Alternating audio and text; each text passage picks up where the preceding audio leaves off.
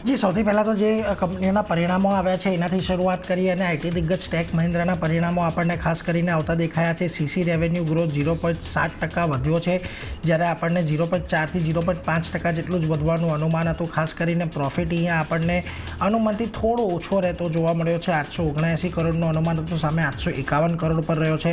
Dollar આવક અહીંયાથી વધતી દેખાય છે આપણને અને અનુમાનથી થોડી વધારે છે. આવકની અંદરનો પણ આંકડો જે છે આવક અનુમાનથી વધારે છે. એબિટ પણ સારા એવા વધ્યા છે અને માર્જિનમાં પણ જો 8.2%નું અનુમાન હતું 8.5% પર આવતા જોવા મળ્યા છે. જે ટોટલ વેલ્યુ છે બિગ ડીલની તેલ આપણને $534 મિલિયન પર રહેતી જોવા મળી છે, જે $500 મિલિયન ગયા ક્વાર્ટરમાં હતી. એટલે સારી એવી ડીલ અહીંયાથી આપણને થતી જોવા મળી છે. અને જુઓ, દરેકે દરેક કમ્યુનિકેશનને છોડીને દરેકે દરેક એવા સેગમેન્ટ છે કે જ્યાં આગળ આપણને એક સારો ગ્રોથ જોવા મળ્યો છે. હાઈટેક, BFSI થોડુંક મ્યુટેડ આપણને રહેતું જોવા મળ્યું છે, પરંતુ ઓવરઓલ તમને રિટેલ, હેલ્થ, લાઇફ સાયન્સ, મેન્યુફેક્ચરિંગમાં સારો ગ્રોથ જોવા મળ્યો છે.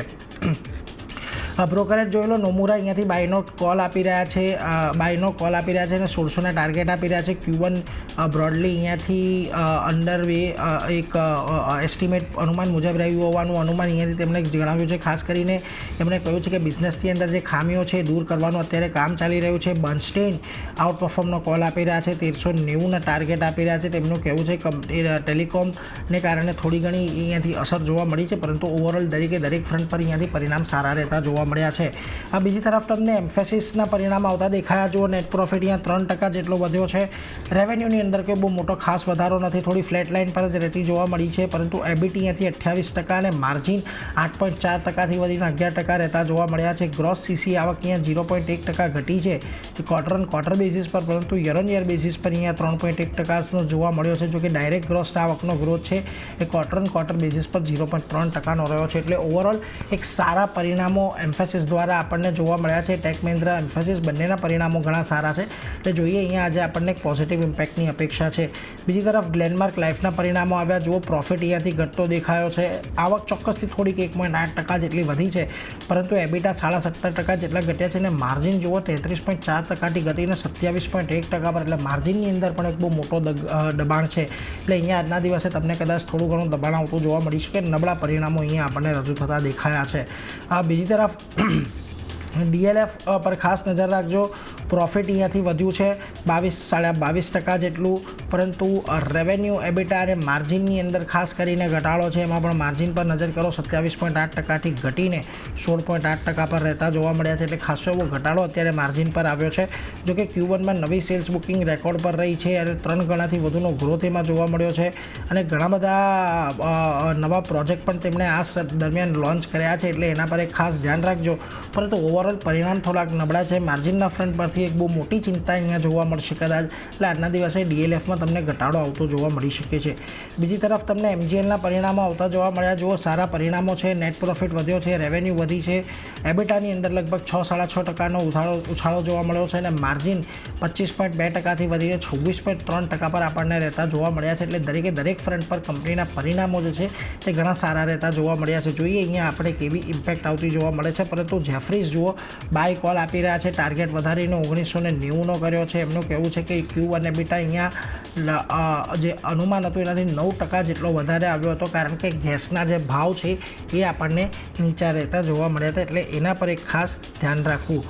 AU SFB, AU small finance bank, અહીંયા પણ સારા પરિણામો આપણને આવતા જોવા મળી રહ્યા છે. પ્રોફિટ અને NII બંને આવક અનુમાનથી સારા સ્તર પર જોવા મળી રહ્યા છે. જોકે અહીંયા પણ એક ચિંતા એ છે કે ગ્રોસ NPA થોડા ઘણા વધતા દેખાયા છે. 1.67%થી વધીને 1.78% પર અને નેટ NPA 0.55%થી વધીને 0.63% પર રહેતા જોવા મળ્યા છે. જોકે NIMની અંદર એક સારો એવો ઉછાળો છે, 5.1%થી વધીને 6% પર રહેતા જોવા મળ્યા છે.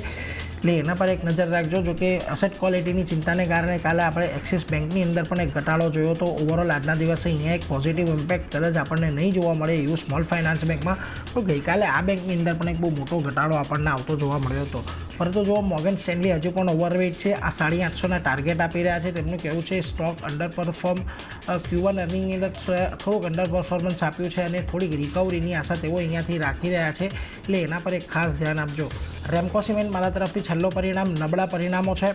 જુઓ પ્રોફિટ અહીંયાથી 55% જેટલો ઘટ્યો છે, 40 કરોડનું અનુમાન હતું 35 કરોડ પર છે. આવક અહીંયાથી ઘટી છે, 2175 કરોડનું અનુમાન હતું 20,088 કરોડ પર છે. એબિટા પણ અહીંયાથી ઘટ્યા છે, જો કે અનુમાનથી આંકડો અહીંયા સારો છે અને માર્જિન અહીંયા 15.23%થી ઘટીને 15.3% પર રહ્યા છે. 14.25%નું એક અનુમાન હતું. તો બાકીના ફ્રન્ટ પરથી પરિણામો અહીંયા થોડાક નબળા છે, પરંતુ માર્જિન અહીંયા એક પોઝિટિવ સરપ્રાઇઝ આપી રહ્યું છે, એટલે એના પર એક ખાસ ધ્યાન રાખજો. જોકે CLS અહીંયા ડાઉનગ્રેડ કર્યું છે આઉટ પરફોર્મનું, અને ટાર્ગેટ પણ જે 800થી કાપીને હવે 685 કરી નાખ્યા છે, અને Q1 એબિટા અહીંયાથી અનુમાનથી ઓછો રહેવાનું તેમણે વાત કરી છે. જોકે અહીંયાથી 30 મેટ્રિક ટન કેપેસિટી અત્યારના ગાઈડન્સની કરતાં વધારે ઇન્સ્ટોલ કરવાનું તેમનું અનુમાન છે, એટલે એના પર પણ એક ધ્યાન આપીશું. તો આ બધા L&T છે, એમ્ફેસિસ છે, એવું સ્મોલ ફાઇનાન્સ બેંક, બધી કંપનીઓ અહીંયા FNOની છે, એટલે એના પર એક ધ્યાન રાખજો. આજે સારું એવું એક્શન આ બધી કંપનીઓ પર આપણને જોવા મળશે. જી, અન્ય પણ કંપનીઓ છે જેમાં સૌથી પહેલાં પરિણામનું રિએક્શન આપણે જોઈ લઈએ. યુનાઇટેડ બ્રુવરીઝના પરિણામ આપણને Q1ના આવતા દેખાયા હતા, અને પ્રોફિટની વાત કરી લઈએ, સારો એવો વધારો 27.5%નો વધારો આપણને જોવા મળતો દેખાયો છે. સામે આવકની વાત કરો તો ત્યાં 8.8%નો વધારો છે. બીજી બાજુ એબિટાના ફ્રન્ટથી પણ એક સારા પરિણામ, કારણ કે 27.9% કંપનીના એબિટા આપણને વધતા જોવા મળ્યા છે, 285.4 કરોડની આસપાસ પહોંચ્યા છે. માર્જિન જુઓ, જે 9.8% પર હતા ત્યાંથી ખાસા એવા સુધરી અને 11.5%ની આસપાસ પહોંચ્યા છે. તો દરેક ફ્રન્ટે એક સારા પરિણામ છે. યુનાઇટેડ બ્રુવરીઝના કાઉન્ટર પર ફોકસ રાખવાનું રહેશે. પ્રીમિયમ વોલ્યુમમાં 44%નો ગ્રોથ જોવા મળ્યો છે, અને Q1ની વાત કરી લઈએ તો વોલ્યુમ ગ્રોથ 5% પર રહેતો દેખાયો છે. તો અહીંયા પણ એક પરિણામ જે છે તે સારા આવતા દેખાયા છે. ફોકસ રાખવાનું રહેશે યુનાઇટેડ બ્રુવરીઝ માટે. બીજું એક કાઉન્ટર સાયન્ટનું છે. અહીંયા પણ પરિણામનું રિએક્શન સ્ટોક બતાવશે, કારણ કે પ્રોફિટની વાત કરી લઈએ 24%નો ઘટાડો આપણને જોવા મળતો દેખાયો છે. આવક પણ લગભગ 10% ઘટી અને 1,675 કરોડની આસપાસ પહોંચતી દેખાઈ રહી છે. એબિટાના ફ્રન્ટથી પણ નબળા પરિણામ છે. 25.7% કંપનીના એબિટા ઘટ્યા છે, અને માર્જિન જે 14.4% પર હતા ત્યાંથી ઘટી અને 11.9%ની આસપાસ આપણને રહેતા દેખાયા છે. તો અહીંયા પણ દરેક ફ્રન્ટથી એક નબળા પરિણામ છે. સ્ટોક નેગેટિવિટી બતાવી શકે છે. સાયન્ટ માટે ખાસ ફોકસ રાખવાનું રહેશે.